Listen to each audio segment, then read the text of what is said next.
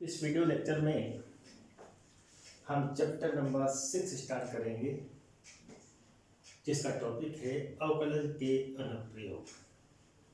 अभी तक हमने विभिन्न प्रकार के फलों का अवकलज ज्ञात किया था। अब इस अवकलज की उपयोगिता क्या है? अवकलज का उपयोग गणित की विभिन्न शाखाओं में किया जाता है। विभिन्न क्षेत्रों साइंस, इंजीनियरिंग, सोशियोलॉजी आदि में भी इसका प्रयोग किया जाता है। तो इस टॉपिक के अंतर्गत हम पहला पॉइंट ले रहे हैं कि राशियों के परिवर्तन की दर ज्ञात करने में अवकलज का उपयोग। क्या होता है कि मान लीजिए मेरे पास कोई फंक्शन था y = f(x). अगर y फलन है x का, क्या मतलब इसका कि y का मान x पर निर्भर करता है नियम f के द्वारा।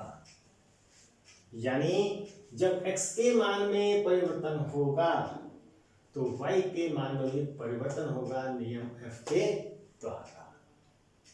तो हम निकालना चाहते हैं कि यदि x के मान में अति अल्प परिवर्तन किया जाए तो y के मान में कितनी तेजी से परिवर्तन होगा। इस चीज को ज्ञात करने के लिए हम ज्ञात करते हैं y का अवकलज x के सापेक्ष, और इसे लिखते हैं dy/dx। और dy/dx निकालना आप अच्छी तरह जानते हैं। तो y = f(x), तो dy/dx क्या बताता है मुझे? x के सापेक्ष y में परिवर्तन की दर।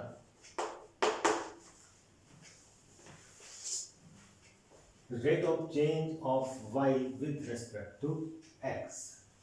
अर्थात किसी क्षण x में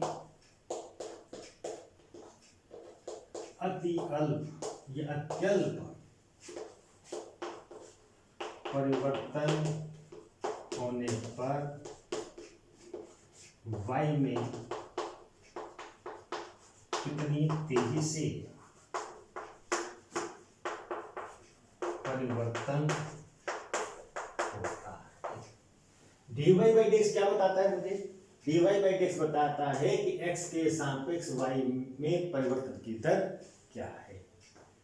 अर्थात ये बताता है कि किसी क्षण x में अति अल्प परिवर्तन किया जाए, वेरी वेरी स्मॉल, या यदि अनंत सूक्ष्म परिवर्तन किया जाए तो उस समय y में कितनी तेजी से परिवर्तन होता है।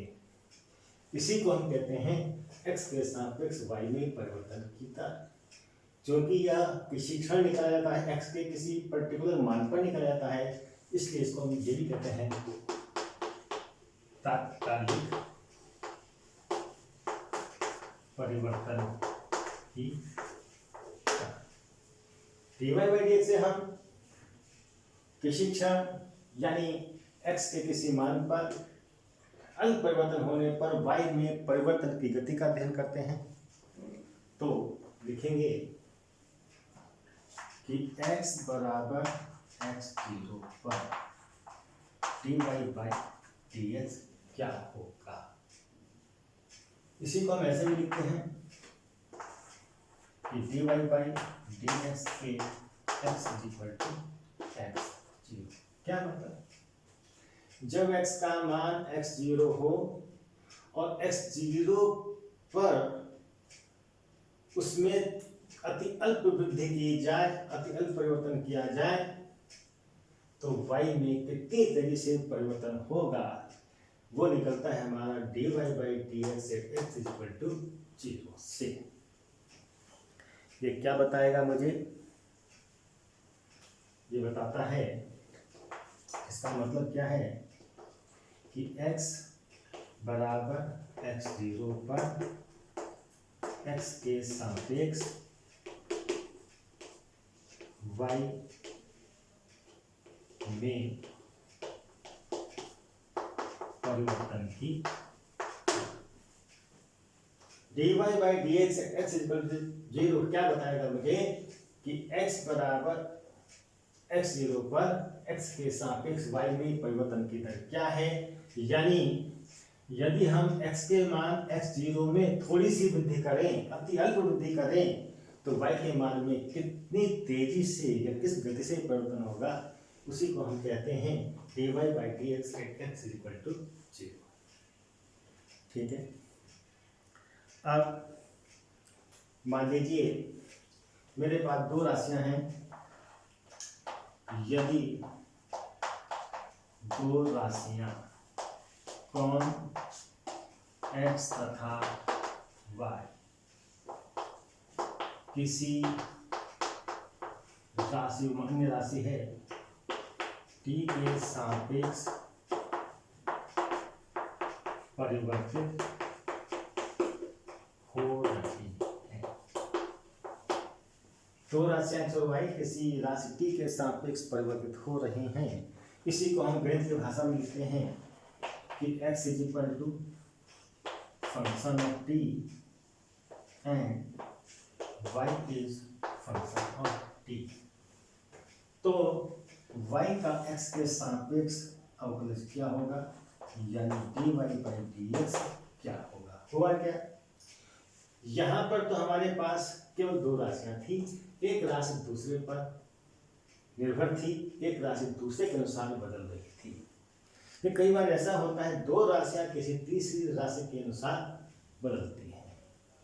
तो जब दो राशियां x और y किसी तीसरी राशि t के सापेक्ष परिवर्तित हो रही हैं, तो y का x के सापेक्ष अवकलज कैसे निकाला जाएगा, उसके लिए हम देंगे, ध्यान रखिए, x is function of t, मतलब x का मान t पर निर्भर करता है, x t के अनुसार बदल रहा है, और y is function of t, यानी y भी t के अनुसार बदल रहा है।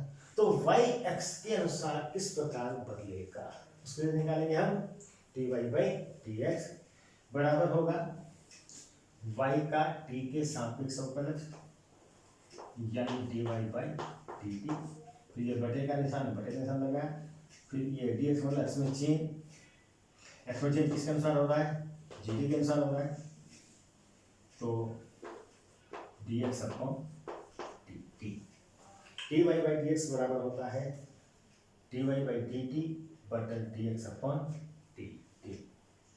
ठीक है। इस सूत्र का प्रयोग करके हम x के सापेक्ष y का अवकलज ज्ञात कर सकते हैं, जबकि x और y दोनों t के सापेक्ष परिवर्तित हो रहे हैं, यानी तीसरी राशि के रूप में आ गई है। उतारिए से